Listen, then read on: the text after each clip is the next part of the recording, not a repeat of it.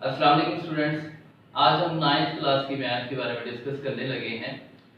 Unit number 1 से हम discuss करना शुरू करेंगे। यूनिट नंबर 1 जो है वो स्टूडेंट्स हमारे पास है मैट्रिसेस एंड डिटरमिनेशन। हम 9th क्लास की जो मैथ का जो पहला यूनिट है मैट्रिसेस एंड डिटरमिनेशन, तो उसके बारे में सीखेंगे कि मैट्रिसेस क्या होता है और उसको किस तरीके से हम डिटरमाइन करते हैं, एक्सप्लेन करते हैं। तो इस बारे में हमें मैट्रिक्स के बारे में पता होना चाहिए कि मैट्रिक्स क्या चीज है, जो हम पूरे चैप्टर के अंदर इसको डिस्कस करेंगे। तो स्टूडेंट्स हमारे पास मैट्रिक्स का जो कॉन्सेप्ट है, सबसे पहले इंग्लिश मैथमेटिशियन आर्थर केले ने दिया इन 1858। तो कुछ डेफिनेशन स्टूडेंट्स इस तरीके से है: a rectangular array or formation of collection of real number. एक रेक्टेंगुलर अरे है या फॉर्मेशंस ऑफ रियल नंबर्स जो है उसको कलेक्शन ऑफ रियल नंबर आपको पता है जनरेटेड बाय आर, वो 0 1 2 सो ऑन हो सकते हैं, and enclosed in a brackets.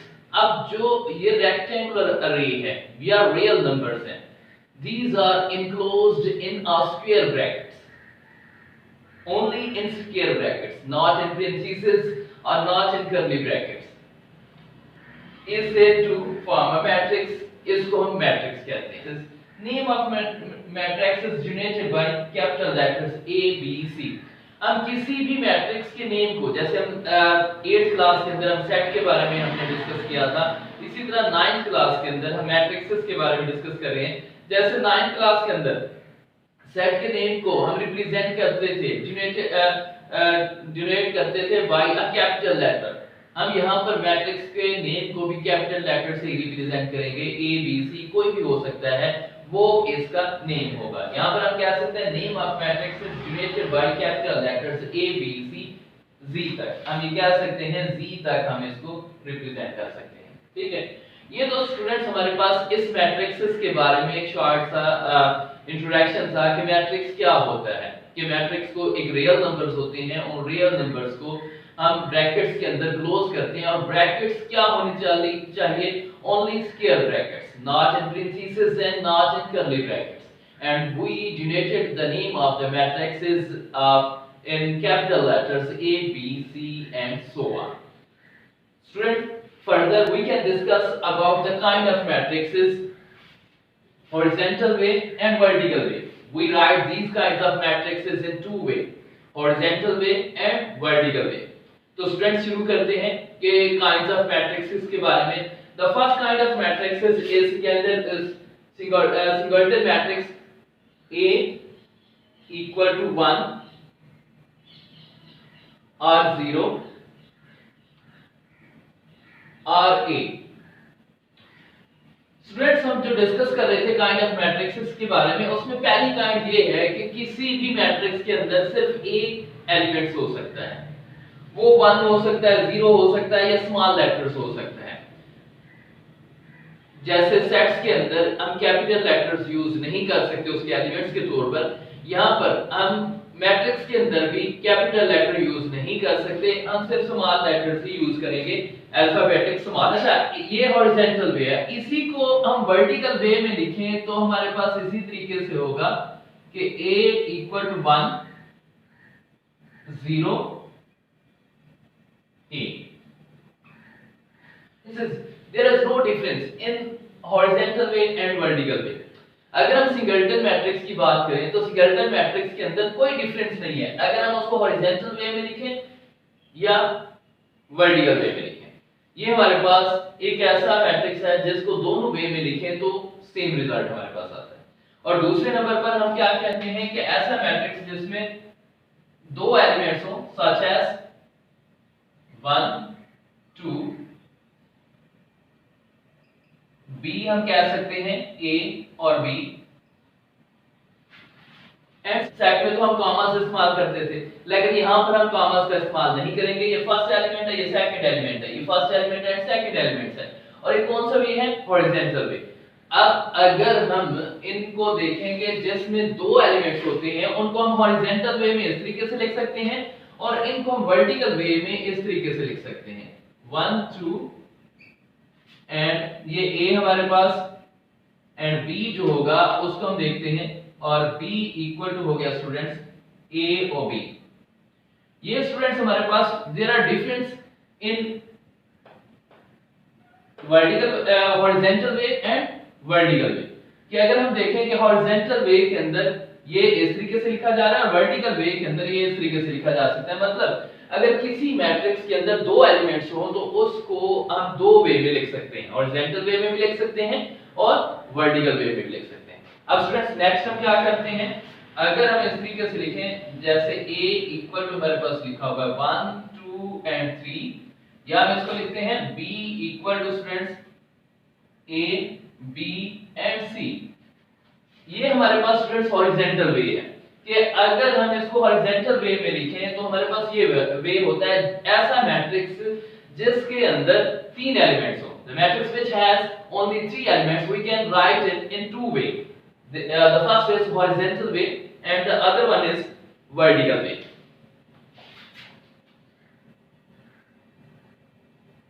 और ये स्टूडेंट्स हमारे पास इसका वर्टिकल वे हो गया and b equal to a b c। अब स्टूडेंट्स नोट करें कि जिसमें दो एलिमेंट्स थे उसको हम हॉरिजॉन्टल वे में भी लिख सकते हैं और वर्टिकल वे में भी लिख सकते हैं, और जिसमें तीन एलिमेंट्स थे उसको हम हॉरिजॉन्टल वे में भी लिख सकते हैं और वर्टिकल वे में भी लिख सकते हैं।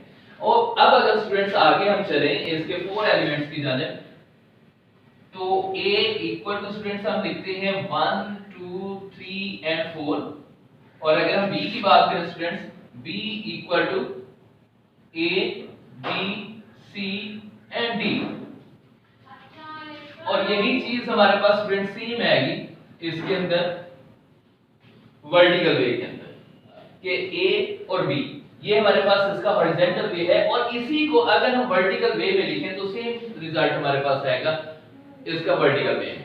मतलब हम कह सकते हैं कि जिसमें सिर्फ एक एलिमेंट्स होता है उसका रिजल्ट भी हमारे पास सेम निकलता है,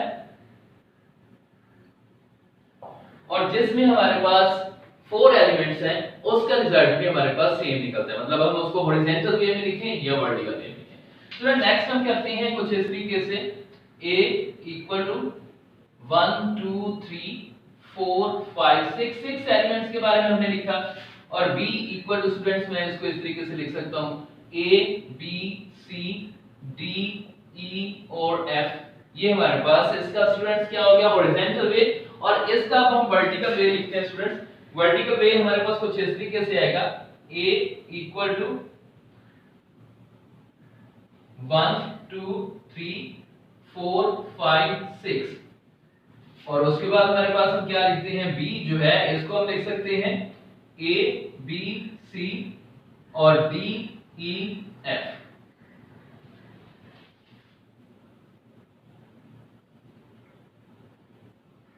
four 5 6 7 8 9 and b equal to students हम इसको लिख सकते हैं a b c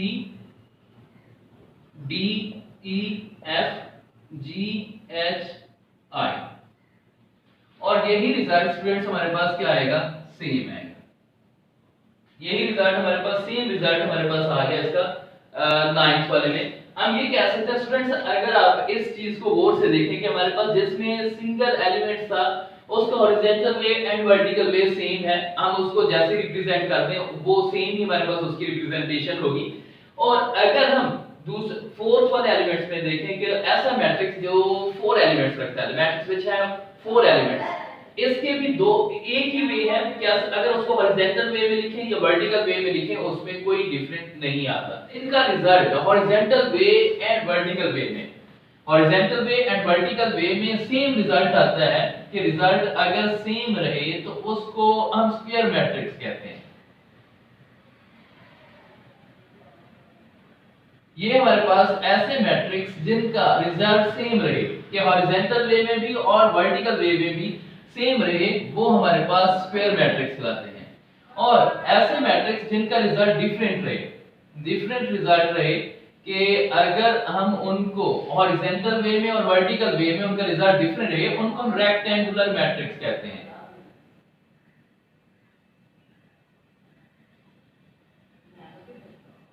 rectangular matrix कि ऐसे मैट्रिक्स जिनका रिजल्ट सेम ना रहे, कि अगर हम उनको टू वे में लिखें, उनका हॉरिजॉन्टल वे या वर्टिकल वे जो है वो डिफरेंट हो जाए, तो उसको हम रेक्टेंगुलर मैट्रिक्स कहते हैं। और ऐसे मैट्रिक्सेस जिसको हम वर्टिकल वे में लिखें या हॉरिजॉन्टल वे में लिखें, उनका रिजल्ट सेम रहे, तो इसको हम स्क्वायर मैट्रिक्सेस कहेंगे।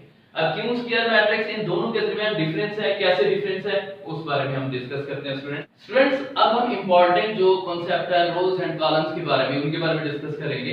रोज एंड कॉलम्स ऑफ मैट्रिक्सेस, किसी भी मैट्रिक्स की रोज एंड कॉलम के बारे में हम डिस्कस करेंगे, तो हमें पता लगेगा कि रेक्टेंगुलर मैट्रिक्स कौन सा है और स्क्वायर मैट्रिक्स कौन सा है। यहाँ पर हमने वैसे इसका जो इसकी फॉर्मेशन थी उसको एक्सप्रेस करना सीखा। तो अब हम देखते हैं रोज एंड कॉलम्स के बारे में, रोज एंड कॉलम्स ऑफ मैट्रिक्सेस। तो स्टूडेंट्स ये देखें कि जो हमारे पास इसका हॉरिजॉन्टल वे होता है, कि ऐसे एलिमेंट्स जो हॉरिजॉन्टल वे में लिखे होते हैं वो रोज कहलाते हैं। ये हमारे पास ये रो 1 होगी और ये हमारे पास रो 2 होगी। ऐसे मैट्रिक्सेस जिनको हॉरिजॉन्टल वे में हम रिप्रेजेंट करें, ये हॉरिजॉन्टल वे, इसकी रो 1 और रो 2। और ऐसे मैट्रिक्स जिनकी हम वर्टिकल वे में काउंटिंग करें, कि ये हमारे पास कॉलम कहलाते हैं, रो एंड कॉलम। ये कॉलम 1 हो गया और उसके बाद अगर हम ये देखें तो ये कॉलम हमारे पास 2 हो गया, कॉलम 1 और ये कॉलम 2। मतलब हम ये कह सकते हैं कि स्टूडेंट्स जो हमारे पास हॉरिजॉन्टल वे में रिप्रेजेंटेशन होती है एलिमेंट्स की, वो रोज कहलाती हैं, और वर्टिकल वे में जो रिप्रेजेंटेशन होती है वो हमारे पास कॉलम कहलाते हैं। रोज एंड कॉलम्स के बारे में ये बहुत ज्यादा इंपॉर्टेंट टॉपिक है स्टूडेंट्स, कि रोज एंड कॉलम की जब तक आपको रिकॉग्नाइजेशन नहीं होगी, आप इसको आगे सही तरीके से इसकी यूनिट को नहीं समझ सकते।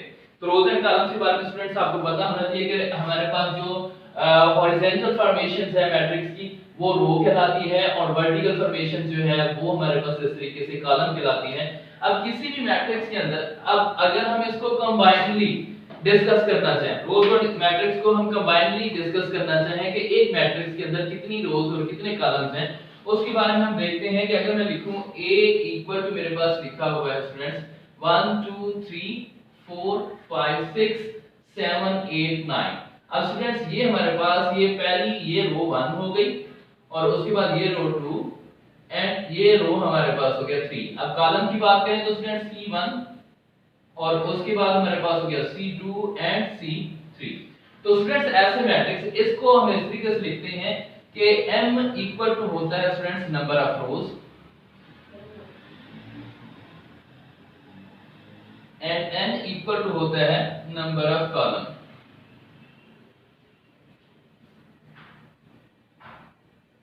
अब स्टूडेंट्स इसमें देखें कि नंबर ऑफ रोज जो है वो 1 2 3 और नंबर ऑफ कॉलम्स जो है वो 1 2 3। अब हम इसको इस तरीके से देख सकते हैं स्टूडेंट्स कि किसी भी मैट्रिक्स के अंदर रोज की जो हमारे पास तादाद है उसको रिप्रेजेंट करते हैं, नंबर ऑफ रोज को m से, जो हमारे पास स्मॉल लेटर्स m है उससे रिप्रेजेंट करेंगे, और जो कॉलम की जो हमारे पास उसका नंबर्स हैं उनको हम n से रिप्रेजेंट करेंगे। नंबर ऑफ कॉलम जो है वो इक्वल टू n होगा, number of rows equal to m होगा। हम ये कह सकते हैं कि इस मैट्रिक्स के अंदर 3 रोज हैं और 3 कॉलम हैं। ये देखो कि हमारे पास 1 रो 2 रो 3 रो 1 कॉलम 2 कॉलम और 3 कॉलम। अब इसी तरीके से डिफरेंट तौर पर हम मैट्रिक्सेस देख रहे हैं कि ऐसा मैट्रिक्स A इक्वल टू जिसमें सिर्फ एक ही एलिमेंट हो, सिंगल मैट्रिक्स हो, उसमें हम क्या कह सकते हैं कि इसमें ये रो 1 होगी और ये हमारे पास हो गया इसका कॉलम 1। तो हम इसको क्या कह सकते हैं m equal to 1 and n equal to 1। We know that m is the number of rows and n is the number of columns। और ये देखो m इक्वल टू 1 हो गया, n इक्वल टू 1 हो गया, ठीक है। अब स्टूडेंट्स अगर इस तरीके से मैट्रिक्स आ जाए, जैसे हमारे पास a इक्वल टू लिखा हुआ है a b एंड c, मतलब हम यहां तक की मैट्रिक्स इसको रखते हैं। अब इसमें स्टूडेंट्स देखें रोज कितनी है r1 और कॉलम कितने हो गए, ये देखो C1 और उसके बाद C2 एंड C3। तो इसमें m इक्वल हो गया 1 और n इक्वल हो गया हमारे पास 3। तो ऐसे मैट्रिक्सेस जिसमें हमारे पास रोज एंड कॉलम्स जो है वो हॉरिजॉन्टल वे में रोज होती हैं और वर्टिकल वे में हमारे पास कॉलम होते हैं। तो रिकॉग्नाइजेशन हमने करना होता है कि m जो है वो नंबर ऑफ रोज होता है, n जो है वो नंबर ऑफ कॉलम के बारे में होता है। ठीक है, तो ये नंबर ऑफ रोज और ये हमारे पास क्या हो गया, नंबर ऑफ कॉलम। तो ये स्टूडेंट्स हमारे पास आज के टॉपिक में हमने मैट्रिक्सेस के जो मैट्रिक्सेस का इंट्रोडक्शन था उसके बारे में हमने सीखा, और काइंड ऑफ मैट्रिक्सेस के बारे में है कि हम मैट्रिक्सेस को कितने वे में लिख सकते हैं और उसकी कितनी काइंड्स हैं उसके बारे में सीखा, और रोज एंड कॉलम्स के बारे में सीखा। अब स्टूडेंट्स ऐसे मैट्रिक्स जिनका रिजल्ट सेम होता है, सेम स्क्वायर मैट्रिक्स जैसे हम कहते हैं, उनमें जो रोज एंड कॉलम्स होते हैं उनकी जो तादाद होती है, उनके नंबर जो होते हैं वो इक्वल होते हैं, उनके नंबर्स इक्वल होते हैं। और रेक्टेंगुलर मैट्रिक्स के अंदर जो उनकी तादाद होती है, उनके नंबर जो होते हैं वो डिफरेंट होते हैं, मतलब रोज अलग होंगी, कॉलम अलग होंगी। जैसे मेरे पास यहाँ पर देखिए स्टूडेंट, ये वाला हमने जो डिस्कस किया जिसके अंदर 9 जो एलिमेंट्स है, ये स्टूडेंट्स हमारे पास स्क्वायर मैट्रिक्स है। रिजल्ट हमने देखा कि स्क्वायर मैट्रिक्स ऐसा मैट्रिक्स होता है जिसको हम टू वे में अगर रिप्रेजेंट, हॉरिजॉन्टल वे में रिप्रेजेंट करें या इसको वर्टिकल वे में रिप्रेजेंट करें, उसकी रिप्रेजेंटेशन में कोई फर्क नहीं आता, तो ऐसा मैट्रिक्स स्क्वायर मैट्रिक्स कहलाता है। तो स्क्वायर मैट्रिक्स की डेफिनेशन में देखें कि ऐसा मैट्रिक्स जिसमें रोज एंड कॉलम की जो स्ट्रेंथ होती है, तादाद होती है, वो इक्वल होती है, उसे हम स्क्वायर मैट्रिक्स कहते हैं। और ये स्टूडेंट्स हमारे पास देखें कि अगर हम इसको देखें, इसमें कॉलम 1 और कॉलम 2, यहाँ पर हमारे पास R1 और ये हमारे पास हो गया R2 और ये हो गया R3।